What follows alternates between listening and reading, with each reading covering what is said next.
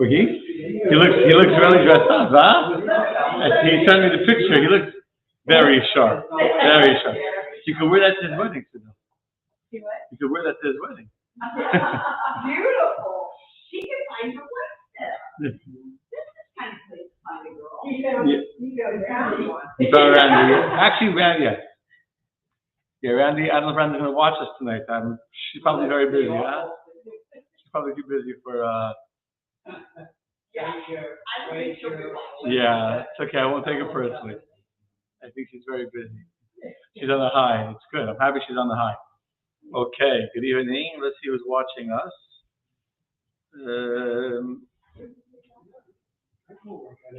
We gotta switch the microphone. Okay, that's first of all. Okay, you should be able to hear me loud and clear on the Yeti microphone. Good evening, ladies and gentlemen. How are you? Michelle and Steve are running late. They went to work out, so they're going to do it in classes. Stop. Hello, Linda. Shalom from New York. How are you? I hope you're enjoying the cold weather. Unless even knows what. Where's Michael and Kim tonight? Oh, Kim. There you go. Hello, Rabbi. Hello, Kim. Hello, Gail. Welcome. We're glad you're enjoying the snow. Yes. Okay. Laila Tov. Heidi Simcha Martinez Avram. That's a long name, Heidi.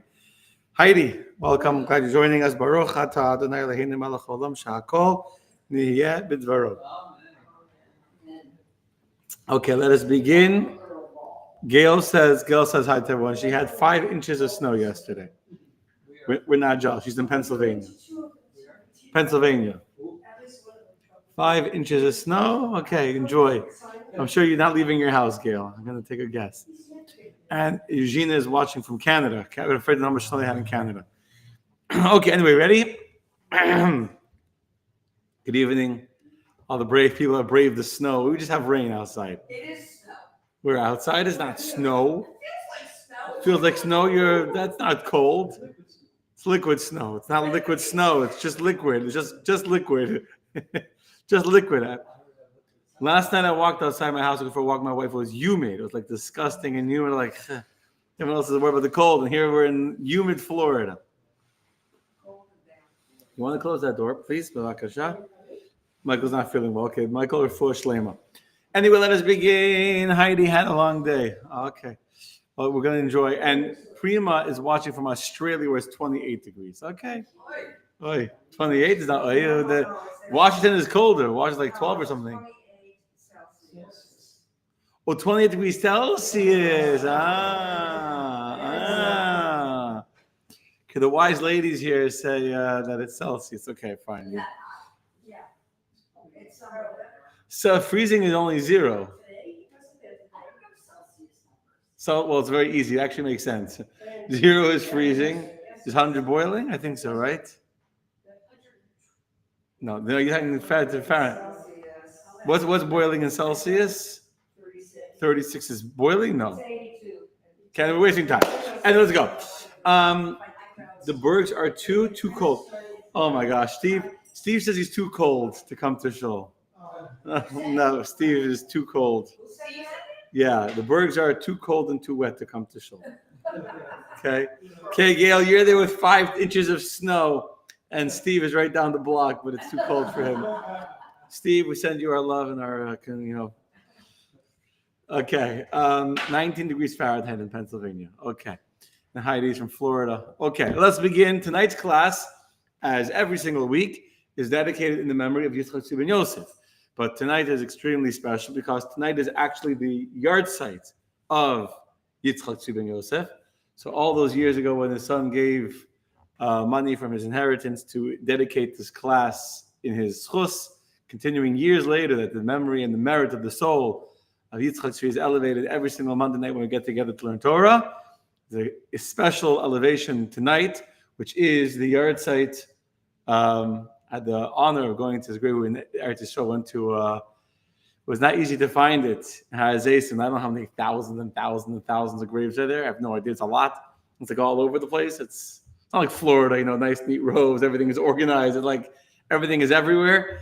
But Baruch Hashem, we found it. We got to pray at his grave. I saw pictures today.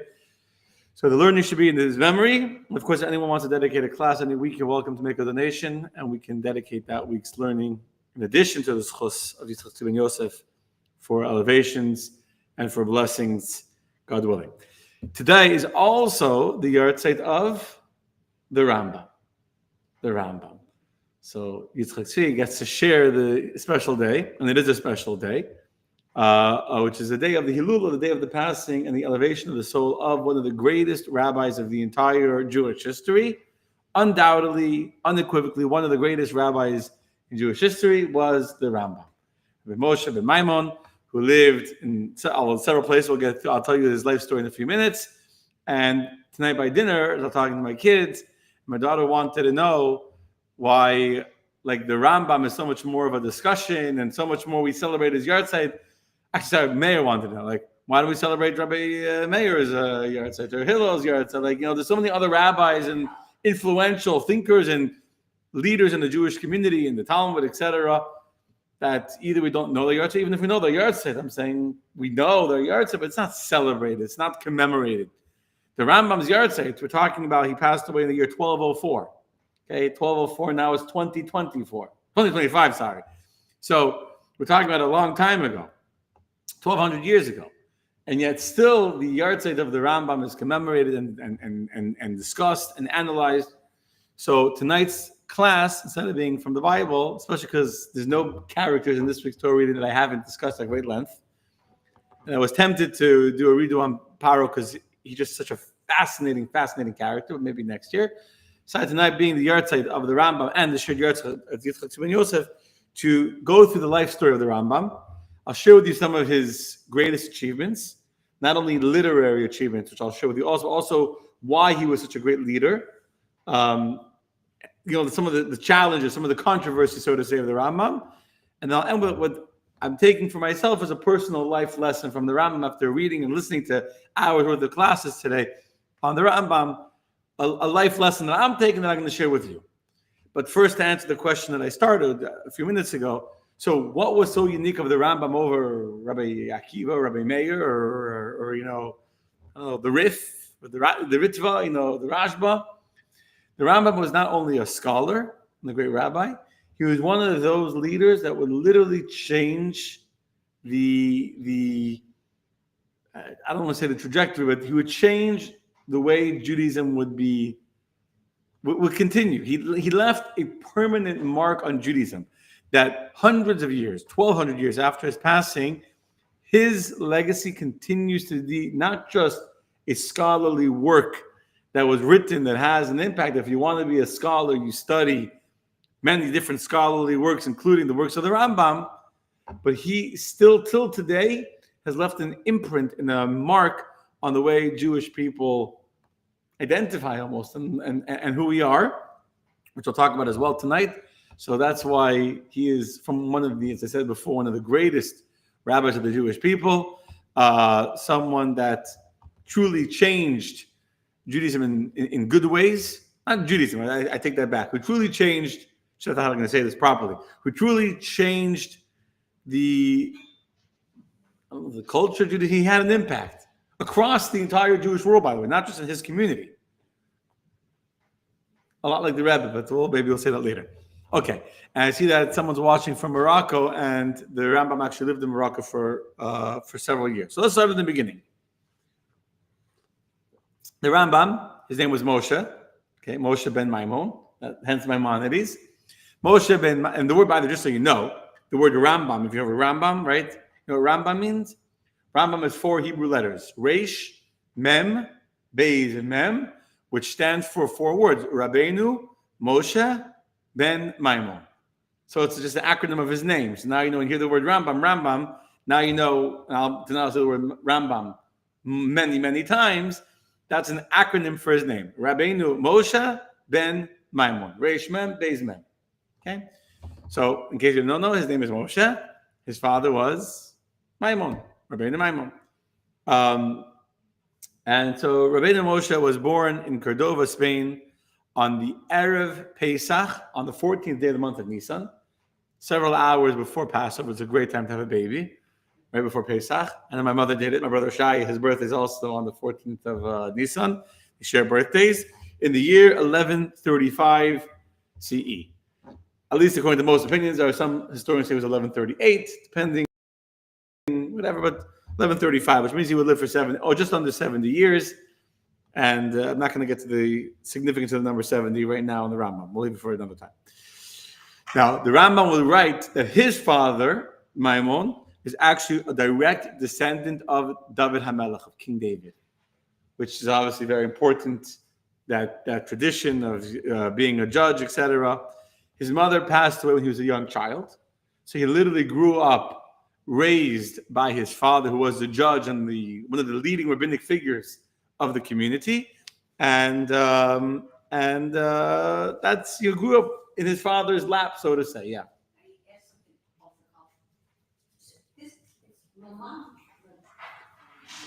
Maimon. What is the other name called? Maimonides? Yeah. He only lived till 70. He's like so known for the health things. Yeah, you'll see what he did. You'll see how much he accomplished. I know, but how come he didn't take care of himself? He did. He worked extremely hard. Extremely hard. First of all, I don't know how. Hold on. The question was, how at 70 seems like a young guy. So he was a good doctor. How come he didn't live till 130? I don't know. So first, I don't know what was life expectancy back then. It could be most people in some of the 1200s were dying at the age of 40 and 50. You know what I'm saying? 70 may have been considered old. I don't know. Secondly, he worked himself extremely hard. Third, he actually had that guilt himself about the fact that his wife passed away. His first wife passed away very, very young with his daughter. He had a daughter. There was like a typhus, some kind of disease that went around Egypt, and both his wife and daughter died from the disease, along with many, many, many other people. He took it very hard that I'm a doctor. I couldn't even save my own wife and daughter. But you'll see he worked extremely hard.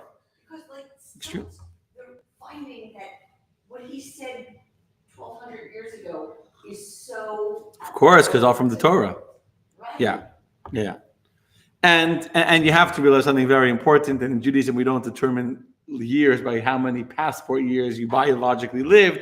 It's about the impact you had and what you were able to accomplish and to do in the time that you lived. And I've said this many times, I very much believe this, and you see this with the Rambam.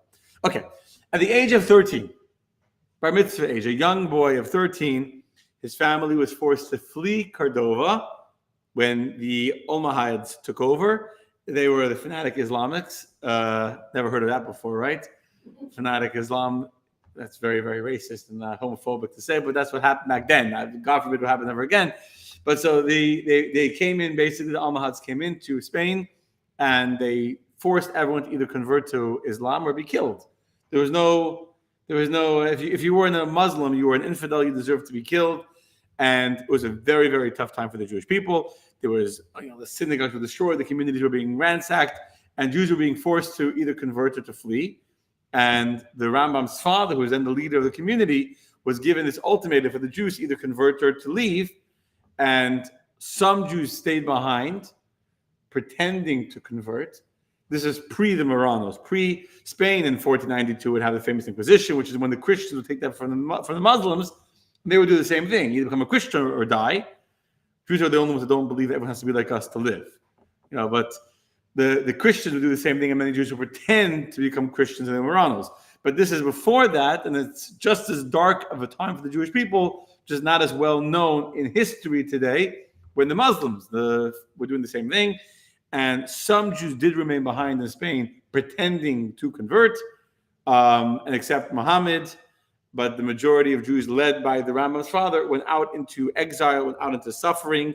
And it was a very, very tough time for them. The Almohads were spreading. Their influence kept them growing bigger and bigger. They were conquering huge areas of territory and land, and kept on forcing more and more people to flee. And many people became martyrs and were killed for Judaism, or had to pretend to convert, or they had nothing left.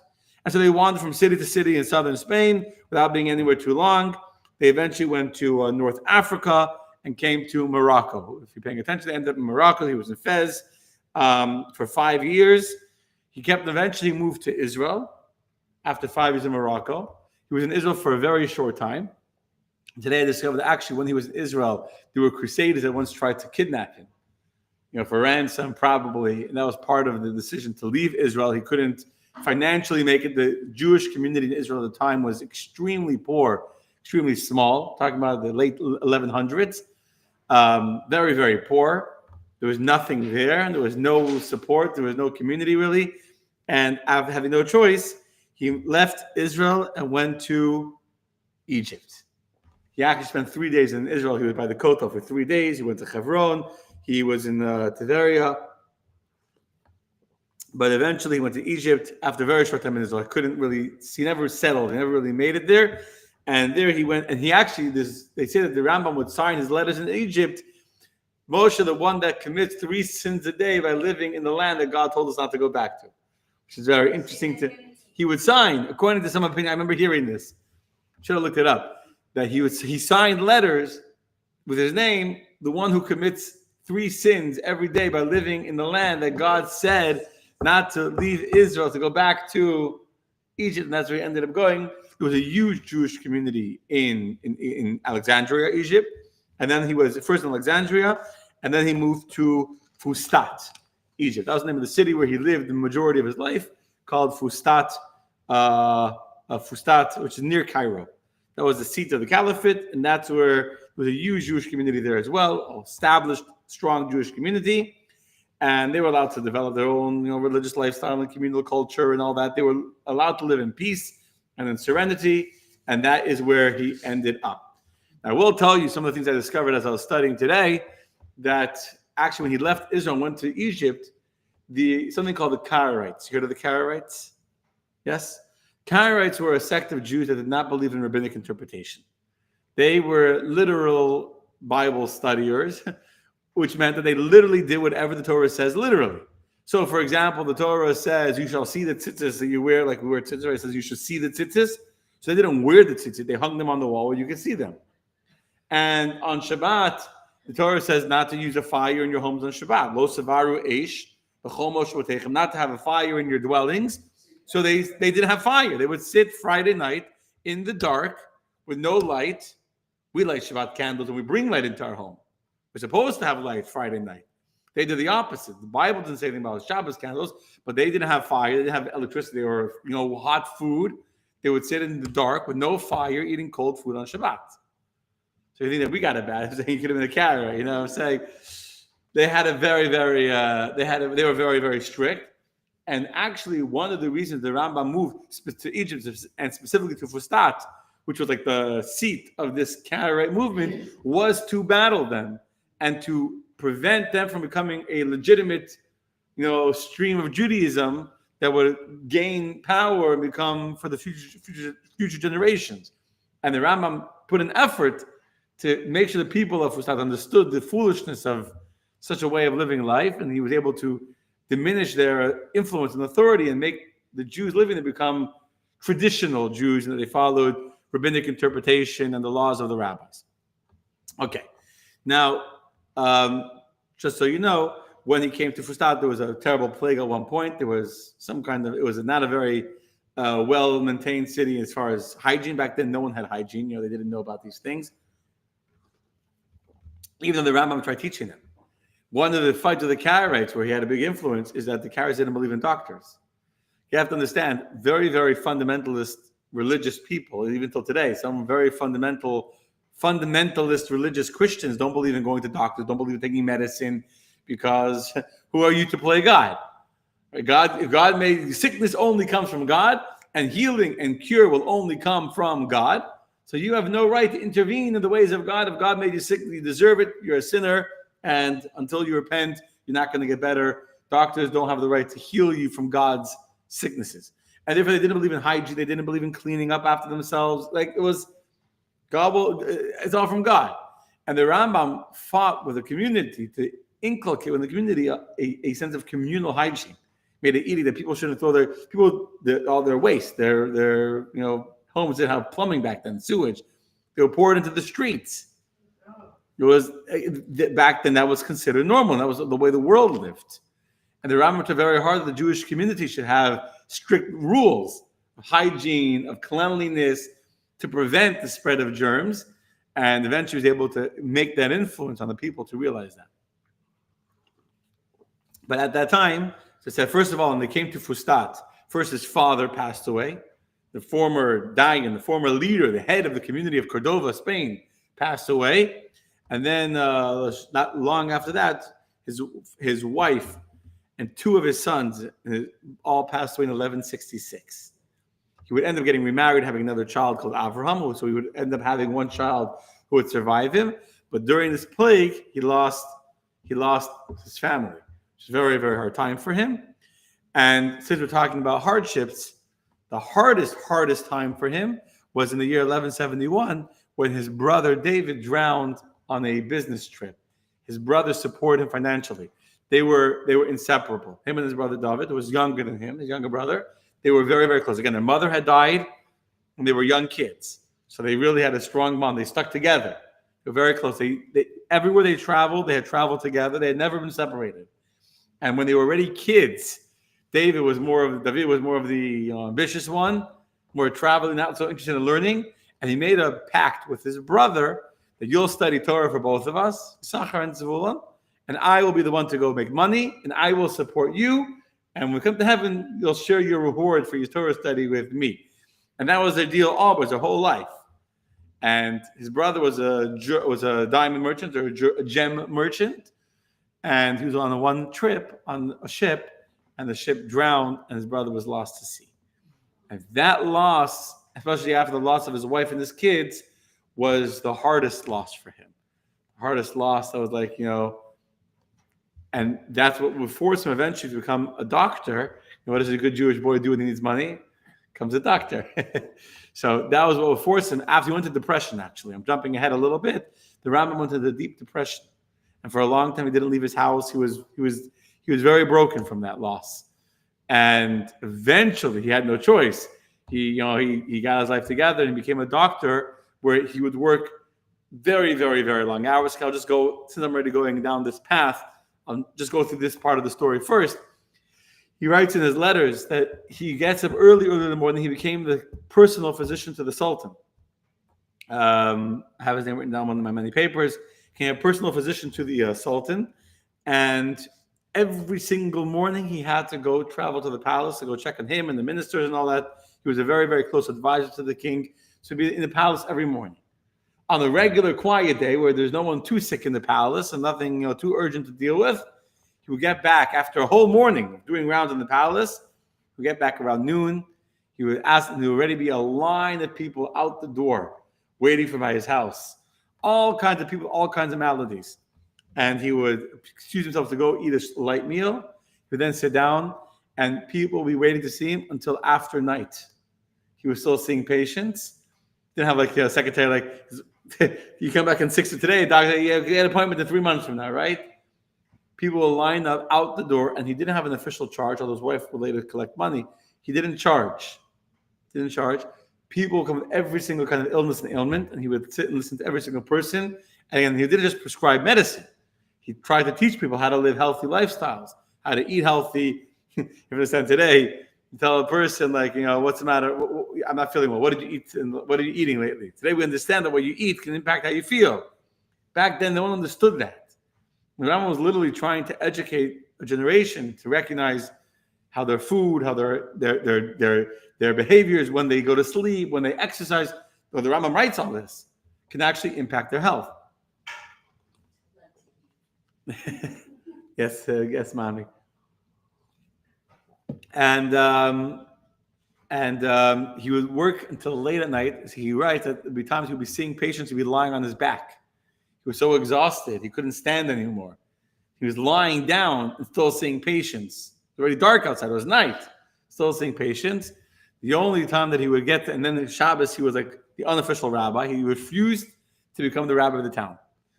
That he's always said he wouldn't take money for being a rabbi. And so he wrote he wouldn't take money for that. So he was unofficially, the unofficial leader of the community. He did much for the community, and he used his influence in the court with the Sultan to help many Jewish communities. So Shabbos, he would come to the synagogue, and there'd be a lot of people waiting to ask him halacha questions. And he would sit all Shabbos in the synagogue, guiding people. And that was his life, like literally from early in the morning, getting up very early to traveled to the palace every single day, seeing patients, teaching, writing, and then all the time he also at night when he finished with all of his patients, he would start to answer all the questions he would get. He would get many letters. There's books of letters that the Rambam wrote. We'll get to that. Okay, so that's why he, if you want to say he passed away young. He worked himself. But besides that, he worked himself to the bone. He worked himself exceedingly hard with no vacation, with no personal time, literally working 18, 20 hours a day. When he was exhausted, he couldn't even sit. He was lying on his back, still seeing patients. He wouldn't stop till every patient left his house. So however long the line was, that's how many patients he would see that day. What? And he was there for everyone. He was there for everyone. Now, the Rambam was also a tremendous genius, obviously. Ramosha. He began writing his first of his major books. He has many smaller ones. His major books was called the Pirush HaMishnayos. You all know what the Mishnah is? Yes? No? Maybe? The Mishnah is a 60-volume work written by Rabbi Yehuda HaNasi. It's the first written down. But if you don't know much about the Mishnah, you'll join us for the next JLI course. Decoding the Talmud. No, I'm serious. Decoding the Talmud starting February 11th is going to be a very good one. Past Shabbos, I read through the entire course from beginning to end, every beginning of each lesson, like the summaries and all that. So it'll be a whole class understanding the Mishnah, learning the Mishnah, how the rabbis analyze the Mishnah. And if you want to join us for a great class, if you've never learned Talmud before, it'll be a great opportunity to actually experience learning Talmud, not just learn about the Talmud, but to actually experience what it is that Jews are doing in yeshivas all day for 30, 40, 50 years.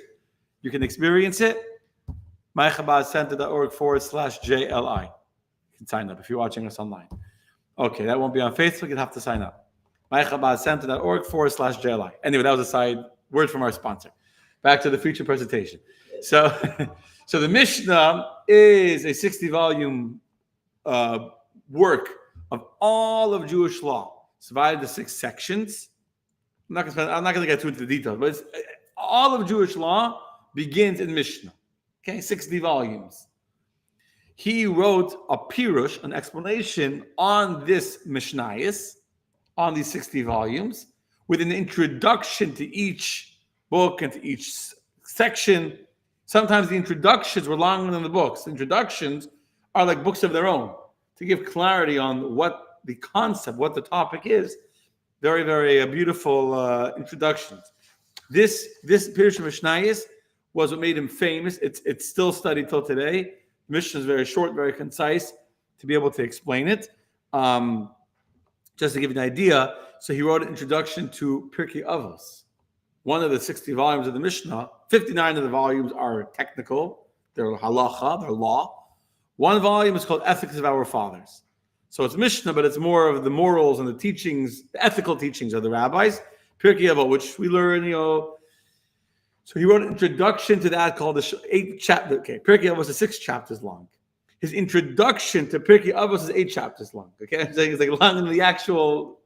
And that introduction is called the Shmoyne Prakim of the Rambam, the 8 chapters of the Rambam, which is a work of its own. The brilliance, the genius, the amount of ethical teaching and insight in the introduction to the book is already like almost like a book of its own. Several other of the introductions also are very, very, very well known and very famous, etc. Okay, I'll give another example.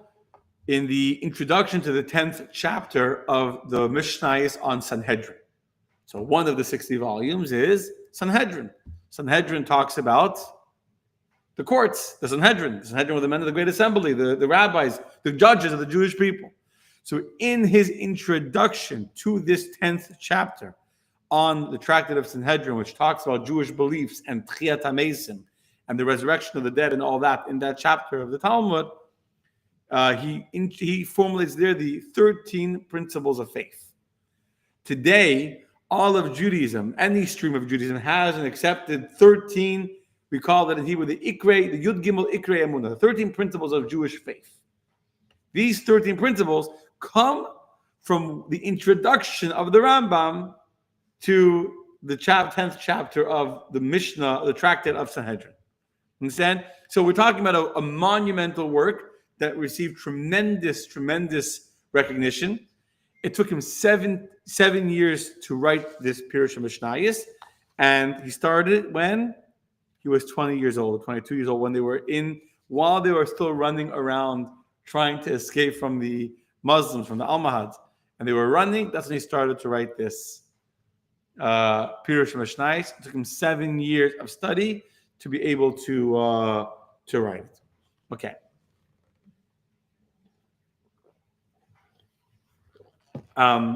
Let's tell you also, just read down about the Shmona Prakim. The Shmona Prakim, the introduction to ethics of our fathers, has been translated into so many different languages and talks about so many different Jewish concepts of the soul and of nature and of immortality and of free will. Like fundamentals of Jewish belief are all in these 8 chapters of the introduction to the Pirkei Avos. Anyway, then he comes to Fustat, because he wrote this as he was traveling. So I said he started to engage himself in trying to educate the Jewish community there. So when he was still being supported by his brother was still alive, and he began educating the Jews. And he realized something amazing. The Jewish people were very sincere and good people, and they wanted to do well, but they were totally clueless to the laws of the Torah. They were clueless to even how many mitzvot there are. And he writes like that the misconceptions and the misnomers that Jewish people have are so crazy. Like the mind can't even fathom how people can be so uninformed about basic ideas in Judaism. And so he began to write a book called the Sefer HaMitzvos, which till today women study it, people study it, men study it. The Rebbe encouraged that people should go through the Sefer HaMitzvot, which lists each and every single one of the 613 commandments of the Torah with a short, concise description of what is the parameters of that mitzvah. My daughter Simi, who's now 14, she studied the entire Sefer HaMitzvot. That's the Chidon, where she went to New York. For those that know, she went to New York as part of this international competition to do it. My daughter Menucha just started this year. She's in 4th grade. So now my daughter Menucha, in 4th grade, is studying the Sefer HaMitzvos of the Rambam, and she'll study it through 8th grade. And every year she takes tests, etc. And then 8th grade she'll go to New York for her Shabbaton and the treat and the whole. And so it's short, to the point. Each mitzvah, categorizing it. What is its parameters? What is the on Sefer? It's not very exciting. It's a little more technical and dry, because like, what's the punishment? Who does it apply to? Man, woman, and what time? What scenario? It's not so. But yes, and it's all laws. And it's every one of the 613 commandments. So the laws of, the laws of Israel, the laws of Shemitah, the laws of the Jubilee year. Everything is in there. And this was to educate, the people. It was very simple. It wasn't it's a scholarly work of tremendous brilliance, because to be able to categorize the Torah into the 630 commandments obviously is a tremendous feat, which is one of the challenges that many different rabbis have done over history. But it was written in a way it was meant to be like clear cut, simple, not meant to be complicated or complex, just to describe what are the 630 mitzvot of the Torah. And then after that, he saw still that people didn't know the halachas, people didn't know how to live life, and he decided to do the most monumental and also the most controversial thing that he did. Not the most controversial, I'll take that back, something more. One of the most, for sure, monumental and transformative things he did was to write a new set of laws how Jews should live their lives. He called this the Mishnah Torah. Mishnah Torah means the repetition of the Torah, or the second Torah. And as he writes in his introduction to the Mishnah Torah, that his goal is that a Jew should be able to study the Torah, read the Chumash, and then they could read the Rambam, what we call today the Rambam, which is the Mishnah Torah, and to know everything they need to know to live their lives as a practicing, proper, observant Jew. Now, this set of books, he called it the Yad HaChazaka, which means the mighty hand. The word Yad, hand, has two Hebrew letters, Yud Dalet, which is 14. Right? We know every Jewish letter, every letter in Hebrew is also a number, correct? So the Hebrew word for hand is Yad. Yud is 10, Dalet is 4, which spells hand, but it's 14. There's 14 volumes. And the Rambam was the very, very first rabbi to come and say, I am going to completely change the way Jews have studied Torah. Until in the beginning, people studied based on the Chumash. So you study Chumash, and the mitzvos are within the Chumash. So you get to a Parsha Bereshis. Oh, here's the mitzvah of having children. Okay, fine. That's an important one, by the way. Right, then you go to the next one there, and you go through, etc., etc. Rabbi Yehuda HaNasi, Rabbi Yehuda the Prince, who wrote the Mishnah, was revolutionary and said, I'm going to compile all of the oral teachings of Jewish law into the 60 volumes of the Mishnah, and he put the 60 volumes of the Mishnah in a order of content. So all the laws of plowing the field are in one. All the laws of tefillin are in one. All the laws of prayer are in one. All the laws of Shabbat are in the laws of Shabbat, etc.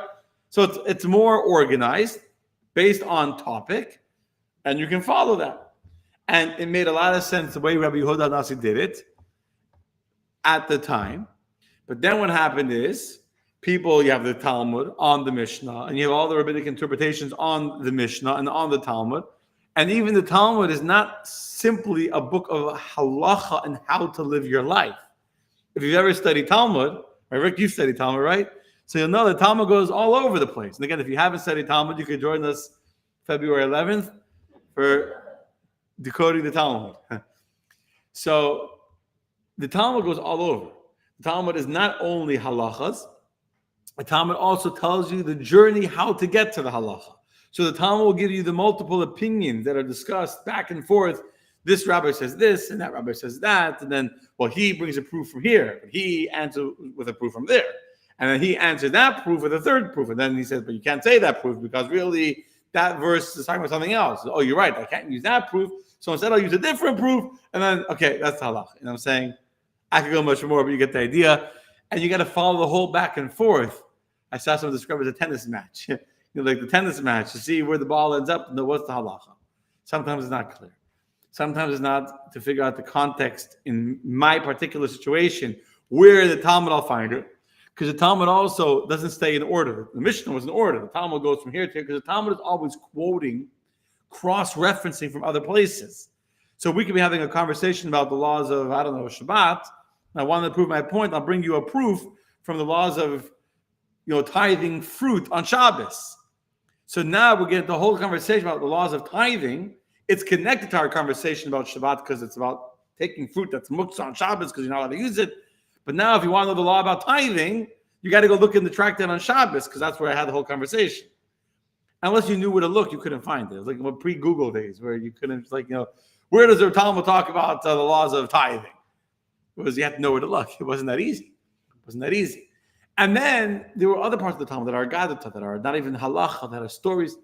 So you had rabbis like the Rif, Rabbi Yehuda Yitzchak Al-Fasi, who was a teacher of the Rambam, if I'm not mistaken, he was a teacher of the Rambam in some way. The Rif wrote a halachic compendium to the Talmud. So he basically rewrote the Talmud without all the back and forth, without the tennis match, just the halachas. So it was a much shorter, condensed, like a digest version, like the Cliff Notes of the Talmud. So you can study that. You know what? You just have to know where to look. And what about cases that weren't in the Talmud? It wasn't discussed. So the Rambam, I hope I'm being clear on the confusion and on the the challenges that people face in being able to study the Talmud. The Rambam said, I'm going to start from scratch. And I am going to write a new set, not based on the Talmud, not based on the Mishnah, that will cover all of Judaism, everything in order, 14 volumes, that will contain all of the wisdom of all of the Talmud, of the Mishnah, of the Gaonim that came after the Talmud, that kept on adding more and more cases and scenarios and details and halachas to the rulings of the Talmud. And I'm going to bring it to you without the back and forth, without the tennis match, without the whole journey, without the proofs, not even with the sources. Why not with the sources? Because he wanted anyone to be able to pick up the book and to read it and understand what they needed to. So the Rambam took so much flack for this. You have to understand that the rest of the scholarly Jewish world was very opposed to this style of making Torah so accessible. First of all, to write a book without footnotes, without sources, without references, it's not how you write a scholarly work. And who knows if it's right? He didn't bring the sources. He just gave a ruling that, whatever, this is how you do the law of tithing, for example. He didn't tell you which opinion he's following. He didn't tell you which statement in the Talmud he's quoting. He didn't tell you why he came to this ruling and why not like that opinion, etc. He just said simple, easy to read. Here's the case. Here's the rule. And so people were afraid you're going to take away this Torah study, like the effort of Torah study, taking away from the Jews. And maybe people disagree with the rulings. There was no sources to it. Where did the Rambam get this ruling from? What is it based on? And there was tremendous opposition to the way that the Rambam wrote this magnum opus, this 14-volume work of all of Jewish law. Tremendous. Okay. But he did it because he felt the need to make the Torah accessible to every single Jew. And that was really his very clear stated objective, that it should be simple. He wasn't looking to prove how smart he was. True brilliance is not to write something that sounds brilliant. True brilliance is to write something brilliant that sounds simple. That's what the Rambam did.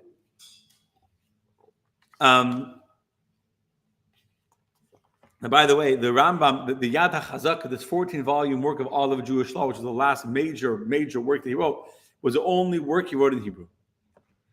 In Hebrew. Everything else he wrote in Aramaic. In Arabic, not Aramaic. In Arabic. In Arabic. The language of the time, people spoke Arabic. Aramaic is the Talmud. In Arabic. He wrote more Nevuchim. I'll get to that in a second. He wrote the Guide to the Perplexed. For people that were struggling with questions in faith. He wrote it specifically in the language that people would understand. So I'll go to this. So one of the things that people were struggling with back then was the conflict of Judaism and the more modern Greek philosophies and Aristotelian influences that had came into the Arab cultures. Again, you had the fanatic Muslims in Spain, whatever, that were just killing people. They were just killing people. But in Egypt, etc., with the Sultan, it was a much more cultured, educated, beautiful place, and people were aware. And it was after Aristotle and after Greek culture, and people were very curious to understand philosophy and how does the old-fashioned Judaism fit to modern day, new culture and philosophy and all that. And so the Rambam wrote what's called the Moreh Nevuchim, the Guide for the Perplexed, also a brilliant work, meant to be philosophically styled to address the philosophical issues that were not talked about by many rabbis. Many rabbis, you just behaved and you obeyed, right? That's how it is. You behave and you obey and you don't ask questions. This is the way it is, and this is the way it is. Yeah, that's exactly. And the Rambam was willing to address every one of these quote-unquote heretical questions and things that are being said by Jews and non-Jews. And he started to write these. Actually, I made a mistake. This was written after, the Moreh Nevuchim was the last work he wrote after the Yad HaChazaka. And he talked about all these questions on faith and on God and the existence of God and the purpose of creation and the meaning of human life and the idea of good and evil and free will and if God is everywhere and divine justice and revelation and the purpose of the Torah, etc. And this work was of tremendous influence. It was so successful and it was so influential, especially because again, the Jews then were living in a culture that was very open-minded and very tolerant, so to say, compared to the rest of the world. And many Jews who didn't know Torah so well, again, you have to remember the Jews were not so scholarly. The Jews were living in a tough time economically, tough time for the Jews where very few Jews were scholars. There were Jews who were educated, but many Jews were religious, they were sincere, but they didn't know a lot. And you see these secular ideas that sound so exciting and it's very dangerous. And so the Rambam, Moshe ben Maimon, writes clearly that his whole purpose of writing this book is to elucidate the true hidden meaning of Judaism for anyone to understand. So he wrote in Arabic with Hebrew characters, and no sooner had he finished it, already people wanted to translate it.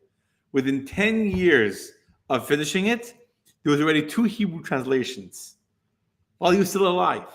People were translating it. There was two translations, one by Ibn Tabon, which was a student of the Rambam and was approved by the Rambam, and another one called by another rabbi called Al-Kharizi, which was much more eloquent and flowery, but the Rambam's son Avram said it did not get the Rambam's approval. It didn't capture the content. It was much more, maybe better written, but not as true to the original. Anyway, the point is that he wanted people to understand what he was talking about. That was his whole idea. And which is something very fascinating. So as I said to you, that the Rambam became the Sultan, the doctor of the Sultan of the Grand Vizier Al-Fadl. And his reputation spread so far and so wide that King Richard the Lionhearted of England actually invited the Rambam to come to England and become his doctor. Listen to this. I didn't know this. King Richard invited him to England. And the Rambam declined the offer, preferring to remain in Egypt, where he was already at that time. Again, he wasn't a paid position, but he was called the Nagid, the supreme head of Egyptian Jewry. He was very influential, and he was already established. He didn't want to go to England. He was able to use his position there to help protect the Jews in many other Arab lands. But I said, very interesting. The Rambam wrote in the language of the land where he was. He wrote so people could understand. So maybe if he would have taken up King Richard the Lionhearted on his offer to move to England, maybe he would have written the Guide to the Perplexed in English instead of in Arabic. Who knows? Anyway. Okay, so we're running out of time a little bit. I want to talk about 2 letters that he wrote. And when I say letters sound like he wrote a letter. Again, each one of these is like a work of its own that gave him tremendous fame, influence, and part of why he was not just a rabbi that lived, but an influential rabbi who truly cared for every single Jew living at the time that he lived, whether they were part of his community or not, whether they were religious like him or not, whether they were part of his group, how the Rambam cared for everyone. So the first letter is called Igeris. Before I get there, let me make sure I covered everything. It comes a lot in my head. The main works of the Rambam, we went through his life. His brother took care of him until his brother died. He became a doctor, the work that he carried. We discussed his Pirush Mishnayos, his work on the Mishnah. We discussed the Guide to the Perplexed. We described his Yad HaChazaka, the 14-volume work that literally restructured how a Jew can follow all of Jewish law and every single topic of Judaism in his Yad HaChazaka. Okay, right? Covered all that. Now I want to talk about these 2 letters. They're both very, very famous. Both very famous. They're both works of their own. The first is called Igeras Hashmat, which means the epistle, the letter, concerning apostasy or heresy. Let me tell you the story of why he wrote this letter. I already told you the Almohads were killing a lot of Jews living under their rule in Spain and everywhere in North Africa, including Morocco, where he had been, etc. And the only religion was Islam. And so you had to either pretend to convert or be killed for being an infidel. Now, at that time, many Jews obviously fled. We discussed it. Many Jews pretended to be Muslims and were secretly keeping Judaism. And at that time, there was a rabbi who did not live in North Africa or in Spain.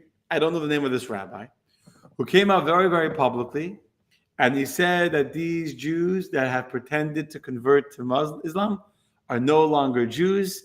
They're heretics. They have denied God. They're worse than sinners. They're worshiping idols, and they can't be counted in minion. They've renounced their Judaism. They're no longer to be considered part of the Jewish people. And a Jew either has to die for God or to leave. And many Jews that were living in Morocco or North Africa or in Spain that saw these rulings of this rabbi believed that they were living as sinners.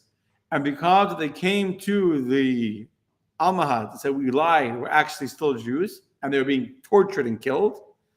And many, many more that weren't ready to do that to now come forward and say, we lied and we actually didn't want to be killed for being Jews, were now really, really demoralized. They were crushed. Demoralized is too soft of a word. They were being told that all of your sacrifice to be a secret Jew is nothing, that God hates you, God despises you, you're worse than a sinner because you pretend to be a Jew when you're really not even a Jew anymore, and you're nobody, you're worse. And they felt like they were living all of this sacrifice to hide their Judaism, and sacrifice for Judaism was meaningless, and they felt very, very crushed. When the Rambam heard this, the Rambam wrote a letter. But when I say a letter, I mean a letter.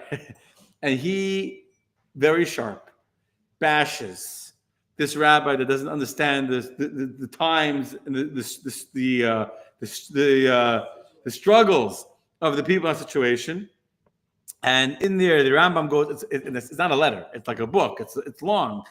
And he describes what is considered the laws of heresy, and when does a person need to sacrifice their life for Hashem, when do they not need to, what is the status of these Jews, whether they're considered Jews or not. And he describes over there about the person that keeps Torah in secret, Kiddush Hashem, Chil Hashem. The point is, he said they're still Jews. They're still part of the Jewish community. They're risking a lot. And he said, obviously, the best thing is that they should leave. And they're able to leave Morocco or North Africa, they should leave. And they should go to a place where you can be a Jew openly. But if they're not able to leave, to call them non-Jews and worse than is a terrible mistake. Their act of sacrifice to Hashem is tremendous. He uplifts their spirit, and he literally revived a generation of people living in North Africa and Spain that had become almost lost to the Jewish people. And he went out very strong and took a very controversial position to save the spirit of the Jewish people. And as a result of his letter, many, many Jews left. I'll get to another story. That was one letter. The second letter was a little bit afterwards, not the exact same, a little bit afterwards. It's called Igeres Teiman, or the letter to the Yemenite Jews. So Jews living in Yemen, pre-Houthis, but I guess there were some troublemakers back then too. And the Jews were living in a very, very tough time in Yemen. And there was a sage, a rabbi, who's called Rabbi Yaakov Al-Fayumi. And Rabbi Yaakov Al-Fayumi is the one that wrote the letter to the Rambam begging him for help. What was the problem? There was tremendous persecution against the Jews. Also, it was an Arab country, a Muslim country, with a lot of religious intolerance. And in the year 1168, this new fanatical Muslim cleric became the ruler, and he decreed that everyone has to convert to Islam or be killed. To make it worse, there was a Jewish apostate, a Jew, that converted to Mohammedism, is how he describes it, to becoming a Muslim, and to demonstrate who is the worst kind of apostate. The Jew is like that converts out, has to prove he's more, the famous joke, the Jackie Mason joke, right? That I'm more goyish than the goyim. So he had to be more goyish than the goy. He had to prove what a good goy he is, what a good non-Jew he is. So he had to so he began preaching to the Jewish community that Muhammad was a divinely sent prophet, hinted to in the Torah, in the Bible. He knew the Torah. He used to be a Jew. So he was bringing proof from the Torah that Muhammad is the prophecy that is described in Isaiah and Yeshayahu, etc., about Mashiach, that Muhammad is that prophet. He's the chosen one of God. And that Islam is the new divinely revealed religion, just like what the Christians would do. He was doing also that this is a new Judaism. And therefore, they should accept, because this is the will of God. This is the will of God. And thirdly, at the time, there was an imposter who pretended to be Mashiach, who didn't last very long, but it just added to the confusion of the Jews living in Yemen. And Rabbi Yaakov Al-Fayumi is writing to the Rambam, help, the Jews are lost. We're being persecuted. Many Jews are being misinformed by this apostate who's claiming that Judaism is now through Muhammad and he's the divinely ordained agent of God. And so the Rambam wrote also a letter to this rabbi, but really through the writing to the rabbi, he really wrote it to all the Jews of Yemen. And this letter became extremely well circulated and extremely influential in uplifting the spirit of the Jews of Yemen at the time. And there he explains why is there anti-Semitism in the world. He explains that anti-Semitism is something God created in the world, is going to always exist. from the jealousy that the other nations have from the Jews being the chosen people, being the recipients of God's given Torah, and because they can't fight God, so they fight the people of God, they fight the Jewish people. And as he explains here, that throughout the ages, how does anti-Semitism express itself? Either through straight up trying to kill us, like Mordechai, and the Achashverosh, or by trying to pervert Judaism and corrupt Judaism, like the Hellenists, or finally by a combination of the two, where you have both the false claims of the new religions, which is both Christianity and Islam, that Judaism is no longer valid, and you have to accept these forced conversions. And the Rambam tells him, you should understand that what you're going through is part of the story of the Jewish people. He consoles him. He tells him this is all part of Hashem's plan. The Jews are a unique and an indestructible nation, and that all the past and the present sufferings and persecutions were all what was told to us by the prophets. And just like in the past, the nations couldn't annihilate us, not when they tried to kill us, not when they tried to corrupt our religion, not when they're merging the two together, they still won't destroy us, they still won't kill us, and stay strong, and times of peace and tranquility will come back. He then goes at great length to prove that Muhammad is not, the new Messiah, and all of these Baba Mises, these ideas from this guy are all not true. And he said he's an imposter, and he told the Yemenite Jews that they should remain faithful, and he had tremendous influence on the Jews of Yemen. Influence. In addition, he used his influence in the emperor, the Sultan's court. He himself was the private doctor of the Sultan al-Saladin, Qurra Saladin.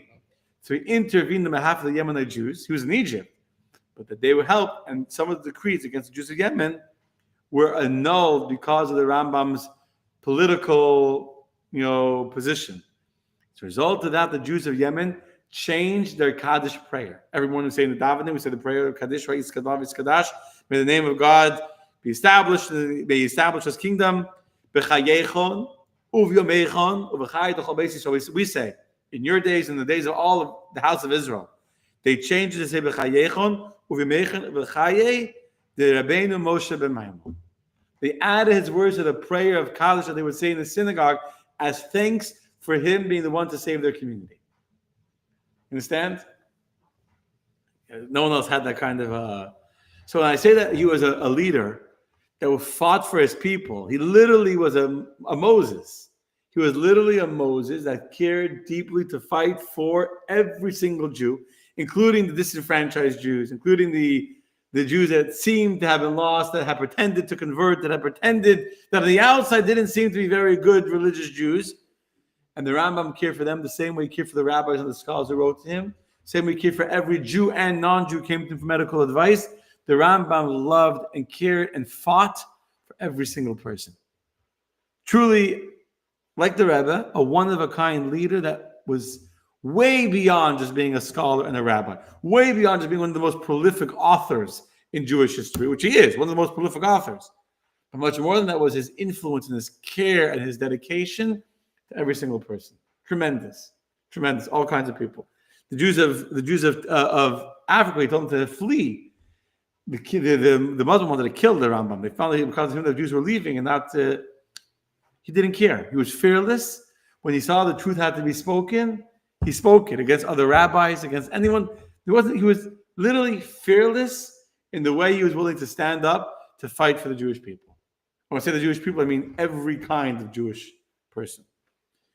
And yet, the Rambam was the most religious, followed halacha. To him, the Rambam, his whole life was Torah, which is amazing. Because on one hand, the Rambam was one of the greatest activists of the Jewish people. Tremendous activist, a political leader, a political player, a doctor, so influential on so many levels. And yet the Rambam never, ever, ever stopped learning. He loved learning. And if you ask him how he defined his life, it was all about his Torah. That's what his life was about. He had so much influence, so much power, so much communal, responsibility on his shoulders. And yet in his mind, he was teaching Torah, writing books on Torah. Tremendous. And that's why there's so many comparisons to him and the Rebbe, but that's not. So I was asking myself, what's the lesson for us? Let's finish off before that. He passed away in the year 1204 on today, the 20th of Tavis. Passed away. He was mourned in Egypt for a long time. For several days was a days of fasting. The entire country of Egypt fasted for 3 days and publicly mourned his passing. And then he was taken to Israel to be buried. According to where the story goes, the camels or whatever he was on, the mules he was on, kept on going without stopping. And they traveled all the way from Egypt through Israel till Tiberia, till Tiberias, which is the north of Israel. That's where he's buried. And they went and went and went until they came to Tiberias, which is the place where he's buried. Meaning his burial place was chosen in heaven by whoever, it wasn't a place chosen by anyone on this earth. Let's just say it that way. It was a place that was chosen in heaven or by the soul of the Rambam, and that's where his body was taken to, without anyone controlling where it went. And Tiberias is a place Mashiach will come from Tiberias. The Sanhedrin will be reestablished in Tiberias, but that's another conversation. As I said, he had one son, Avram, who continued his teachings. That's where he's buried. So I want to end with this. I was thinking to myself before the class, we'll always try and find like a life lesson. So the life of the Rambam is tremendous. The Rambam is a scholar and a genius and a global activist and a leader way beyond us regular people. Now, of course, we can talk about the fact that he fought for everyone, the way we just described, how he cared for every single Jew, which is one lesson. But I was thinking another uniqueness to the Rambam, which you also see in the Rebbe, by the way, is his ability to combine completely opposite schools of thought into one seamless, harmonious, wholesome understanding and approach to Judaism. Many Jews are rabbis and they're very strict about halacha, about Jewish law, but that's their thing. Many Talmudic scholars, they could give deep, complicated, complex things. That's their things. Then you have the philosophers or the spiritual people that are Kabbalists. By the way, the Rambam was a Kabbalist according to the Rebbe. It was a Kabbalist. Chassidus explains more in the Vuchim was actually founded, and even in halacha, things that come from Kabbalah. But that's a debate amongst Jewish historians if the Rambam studied Kabbalah or not. The approach of Chassidus, he absolutely did.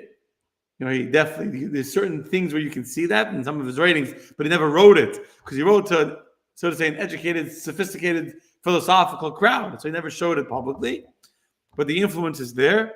But regardless, he was able to write and be one of the all-time Jewish leaders in halacha till today. The Rambam till today, the Rambam is one of the most authoritative sources in Jewish law. At the same time, he was one of the greatest philosophers of all of Judaism. The Guide to the Perplexed is the foundation of what's called Chakira, the philosophical movement of Judaism. He started it. The philosophical approach to understanding the whys of Judaism, to understanding the purpose of life, the way God works, to understand divine providence. These ideas, we don't follow everything he says exactly. Chassidus has his own approach, but to be able to be a philosopher and understand the why of Judaism and combine it seamlessly with the how of Judaism, that's something brilliant. The Rambam was the first one to do. First one. I'll give you an example of that. If you open up the Code of Jewish Law, written after the Rambam, eventually Rabbi Yosef Karo would write the Shulchan Aruch, the Code of Jewish Law. Also not based on the order of the Talmud, because the Talmud is all over. It's not structured the way we live our lives. The Shulchan Aruch, the Code of Jewish Law, how does it begin? What's the opening foundational law, the first law in the Code of Jewish Law? Anyone knows? When you wake up in the morning, the first thing you should wake up like a lion, ready to serve God, quick like a deer, fearless like a leopard, and fly like an eagle to go do the will of Hashem. That's the first halacha. You wake up in the morning, don't wake up like a tired bear, hit your alarm clock, jump out of bed like a deer. Why? Because the Shulchan Aruch, the Code of Jewish Law, goes through the entire, what's called Orach Chaim, the way of life, starting when you wake up in the morning, going through the morning and the way you dress, and then the morning prayers and the tefillin, and eating the meal and the blessings on the food, and then the laws of Rosh Chodesh and the Shabbos and the holidays. Goes through an order like that. What's the very first halacha in the entire Rambam? The first halacha in this 14-volume book of Jewish law. What's the first law he brings? Not when you wake up in the morning, To the Rambam, the very first halacha is Yisod ha-Yisodos v'Amud ha-Chachmas. The very foundations of all foundations and the pillar of all wisdom is to know that there's a first creator. To know that there's a creator to the world, a Matzah Rishon, the first source from which everything comes from, and that's the first mitzvah. To know that there's a God, which makes sense. If I'm not mistaken, his son explained that why did the Rambam start with that? Because if you don't know that there's a God, then what else? Like everything else comes from that philosophical understanding there's a God of the world. And the point is, to the Rambam, the foundation of halacha was the understanding of the why, the understanding of the philosophy of Judaism, which is revolutionary. And again, I say that the Rambam made an impact on Jewish culture, on the Jewish way of looking at life. He was the first one to be able to bring the two together. The first one to be able to teach us that we need to know how to live. We can't just be, spiritual free birds with all the values of Judaism without the laws. But on the other hand, we need to know why we live. We need both together. And so for me, the life lesson I take is to be able to not have one be primary, one be secondary. So the Rambam philosophy wasn't secondary to halacha. It wasn't that halacha was secondary to philosophy. They each were a seamless integration of a wholesome Jew.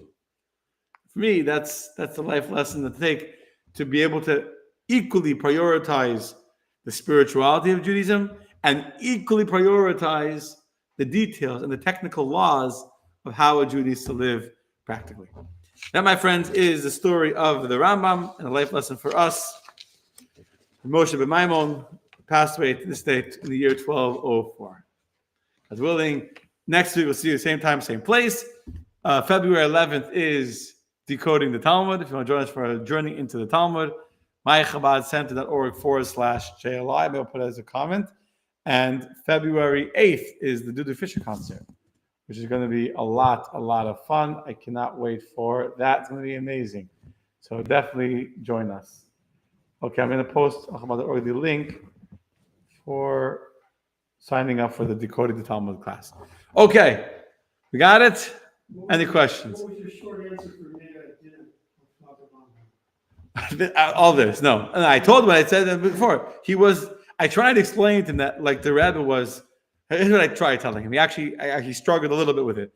My aunt, thank you everyone that enjoyed. 1 second. Thank you, Shira. Thank you, Bonnie. Thank you, Orly. Thank you, everyone that enjoyed the class. Thank you, Eugenia, and Heidi, and everyone else. So I told my son that the Rambam wasn't just a rabbi. He was an influential rabbi that had an impact on all of Judaism. And that's why, just like the Rebbe, who wasn't called, there were many Rebbes. There's a Rebbe of a Rebbe, and the Ger Rebbe, and the Satmar Rebbe, and the Belzer Rebbe, and the Munkacher Rebbe, and the Ichbetzinzer Rebbe. There's so many Rebbes. And yet, the only Rebbe that's not called the Lubavitcher Rebbe is called the Rebbe is the Rebbe. Why? Because he wasn't just a Rebbe of Lubavitchers. He was a Rebbe for the entire world. He literally had an impact on all of Judaism. All of Judaism is impacted by the teachings of the Rebbe. And so that's why the Rebbe is not just, there's many yards to many Hasidic Rebbes, but the Rebbe is something on a whole nother level of his own, how he had an impact. And the same thing was with the Rambam. So that's what I tried explaining to him. I don't know if he fully got it, and then, the conversation kind of moved on. But that's, thank you, Gail. I'm glad you enjoyed. Interesting is an understatement, yes. Fascinating, man. I agree. Anyway, I'll see you all, B'ezrat Hashem, next Monday night, 8:00 p.m. What should we do next Monday night? Maybe we'll do the C. I don't know. We'll see. We'll figure something out. Because I've done all the classes. I've done all the biblical characters already. Maybe the C. I'm thinking already. Think about next week. We'll figure something out. Interesting. Hope to see you all.